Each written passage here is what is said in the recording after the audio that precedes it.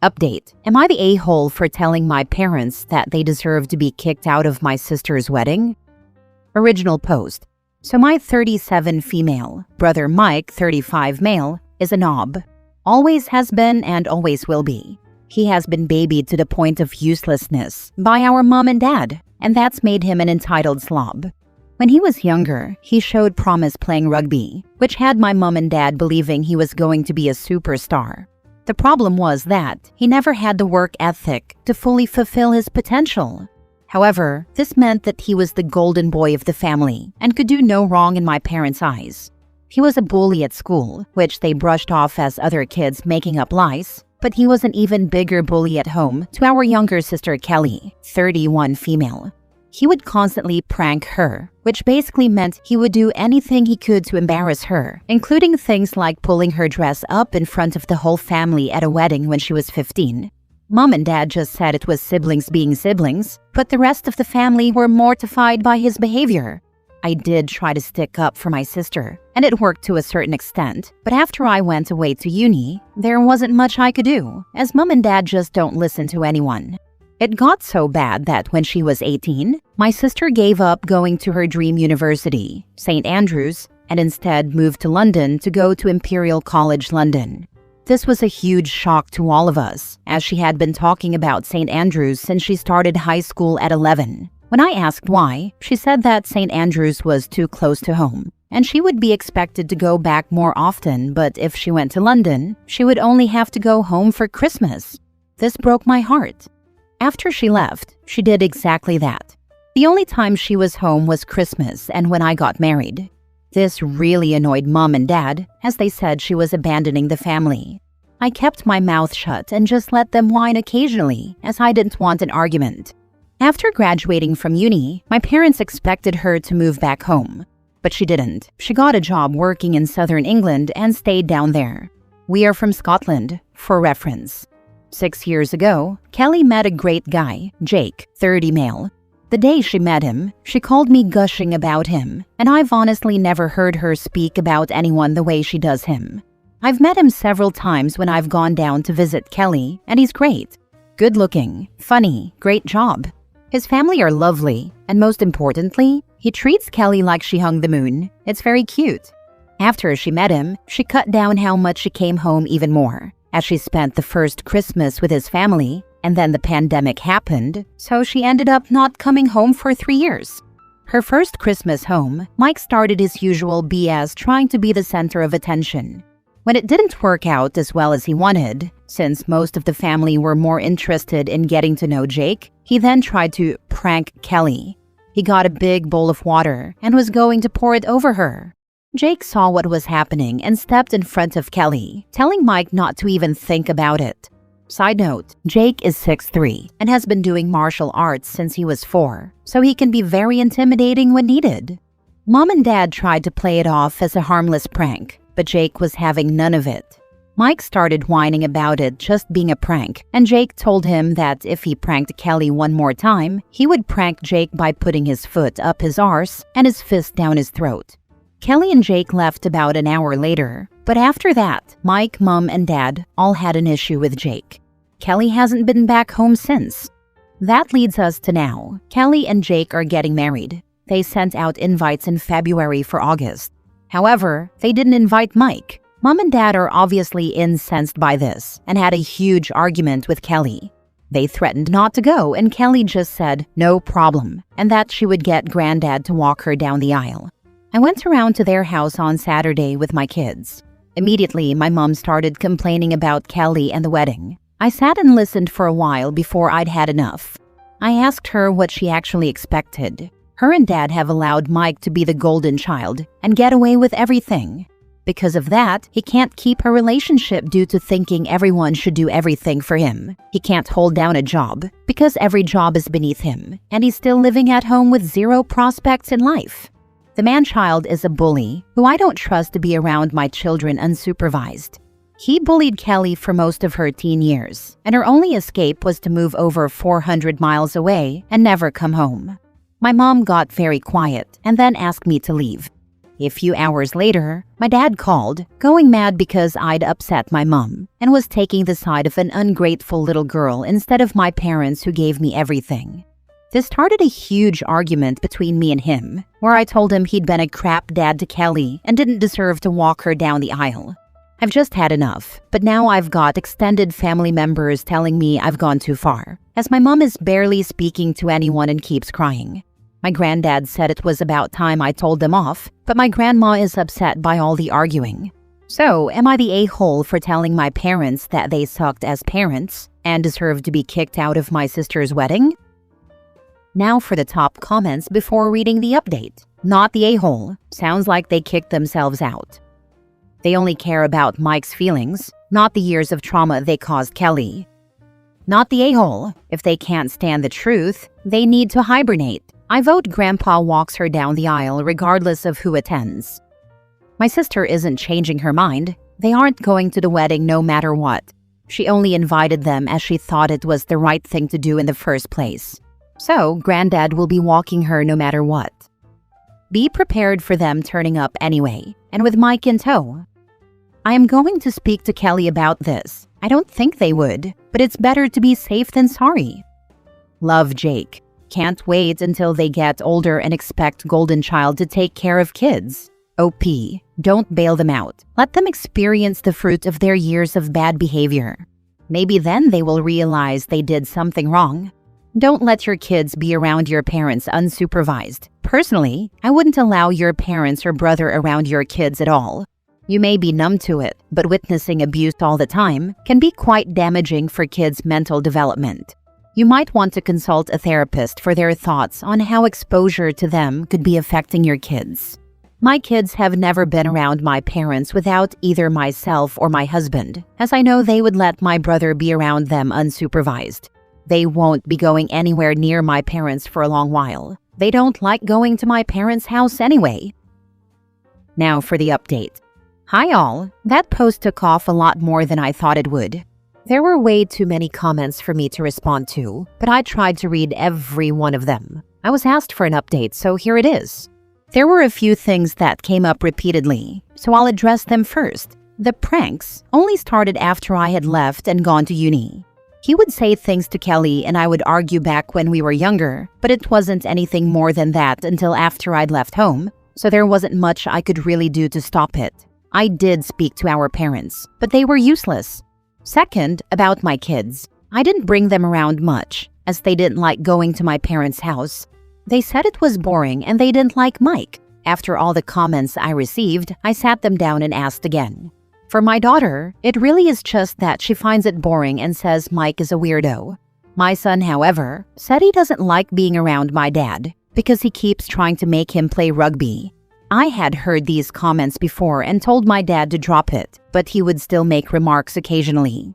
I had no idea it was actually upsetting my son. This surprised me. My son doesn't like sports, watching or playing. He's very much like his dad in that regard. He's into Pokemon, plays online, and goes every Thursday evening to play in a tournament at our local card shop. Rugby is an absolute no-go for him. The third thing was about security at the wedding. I spoke to Kelly and Jake said that 2 of his groomsmen are police officers who are aware of the situation, so that won't be a problem. Lastly, there were a lot of comments about Mike being the golden child. For more backstory, he wasn't really the favorite until his talent in rugby came to light. After that, he was special and had to be treated as such. I think he was seen as mom and dad's way of being special within the family because they had such a super talented child. Anyway, today I decided to sit down with my parents and tell them I needed a break from them. When I got there, my dad immediately wanted me to apologize to my mom, but I said that wasn't going to happen. There was a bit of back and forth between him and me until my mom stepped in and asked why I was there if not to apologize. I told them I had spoken to Kelly and she didn't want them at the wedding at all, that they needed to stay away and respect her decision. They weren't happy, but said they wouldn't go where they weren't wanted. I then told them I wanted space until after the wedding because I couldn't keep being around them and keeping my mouth shut. I thought some space would be good for all of us. My mom wasn't happy and started going on about seeing my kids. I told them the truth. that my kids hate coming to their house, and told my dad exactly why my son doesn't want to be around him. He got upset and said rugby would be good for him. I shut that down and said I'm not going to force my son to do something he doesn't want to do, especially something I know he'll hate. I also told him that if I hear him mention it around my son again, he won't see him again. Right now, they'll only be seeing my kids at family events, so I'm hoping it won't be a problem. I then asked them what their long-term plan was with Mike. Are they going to keep things the way they are until they're 90 and Mom is still making all his meals? What happens when they're gone? Who will look after him? Because it won't be me. What happens if they get ill? Who will look after them? Mike is incapable. Kelly lives down south, and I plan on moving back to my husband's hometown, 3 hours away, once the kids have left home. So I can't do it. They just looked at me blankly.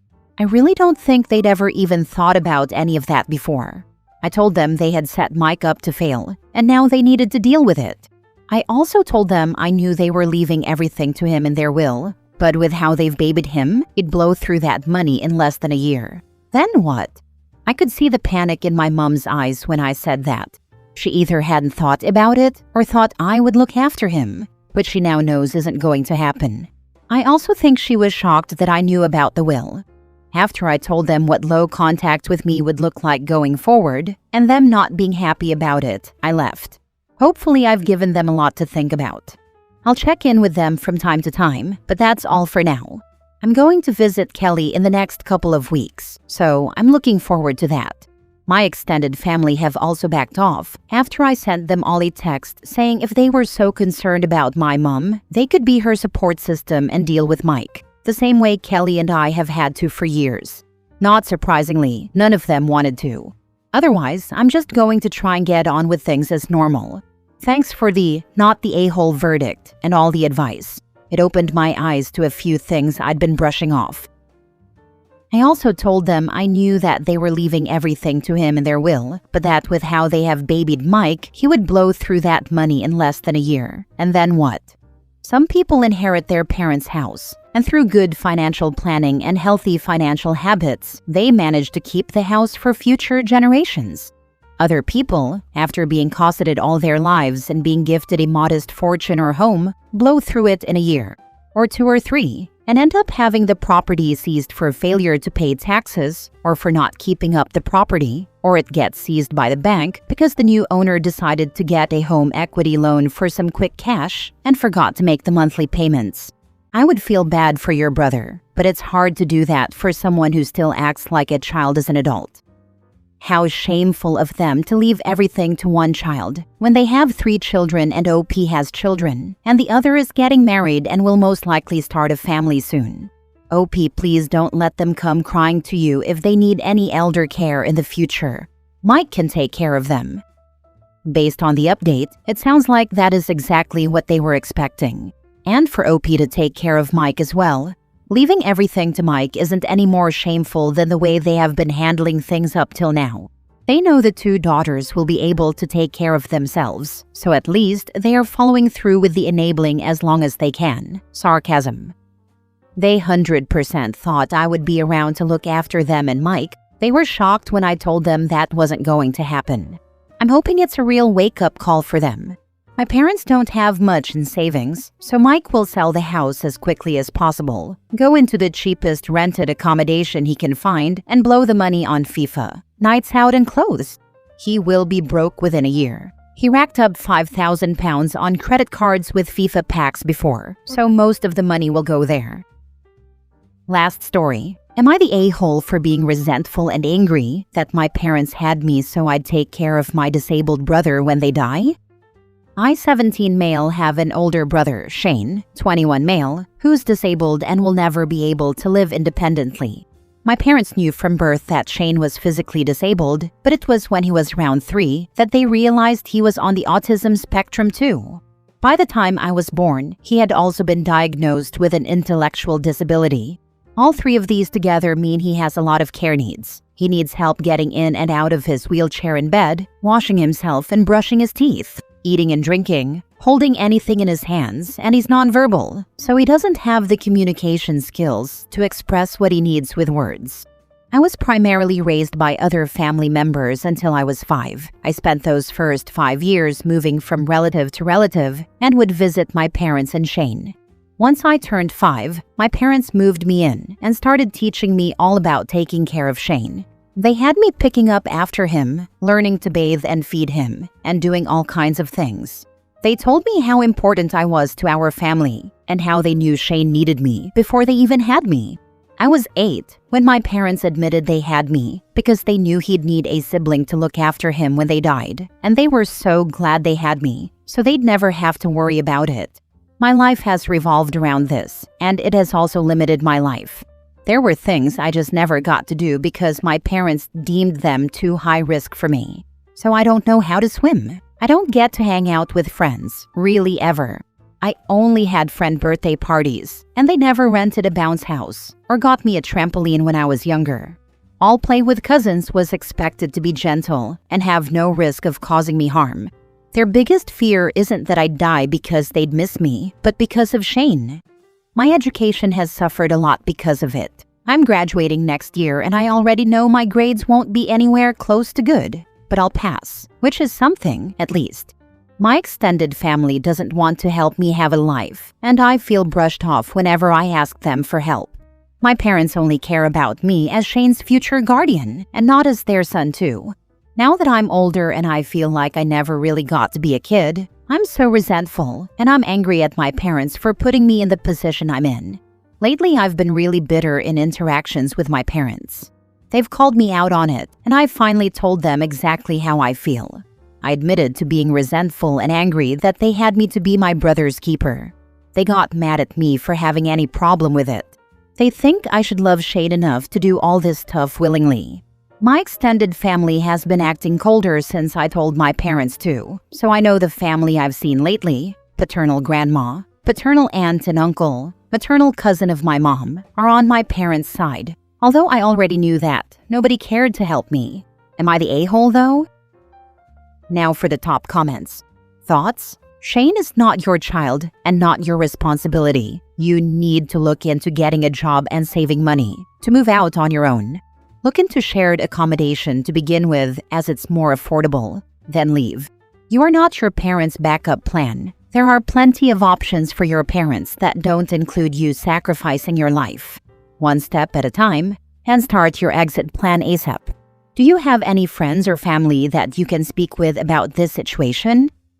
I mentioned in my post that I have talked to extended family. They won't help me and side with my parents on this. My friends know, but they can't help me. My parents never let me get a part-time job. I tried once or twice, and they intervened and said I wasn't allowed to work and they didn't give their consent. They don't like me being out of the house for that long. Not the a-hole. They can't force you to be the caregiver. Move out and don't sign anything without reading. Extended family don't want to be straddled with Shane either. That's why they support the parents' plan. I can't move out, but I've never signed anything nor would. I don't want to be his caregiver the way they expect me to be. You can move out when you graduate. Someone else suggested joining the military, and I second this. I did at 17, not because of a crappy home life, but because my parents couldn't help with college. I wanted out and away from our little town that offered nothing. The best decision I ever made. And it is absolutely horrific that your parents conceived you to be your brother's keeper. That is not your job, it's theirs. Please get out as soon as you can. It'll be hard, but you need to get out ASAP. God bless you and good luck. That's really not something I would ever do. I'll look at other options, but the military is a hard no for me.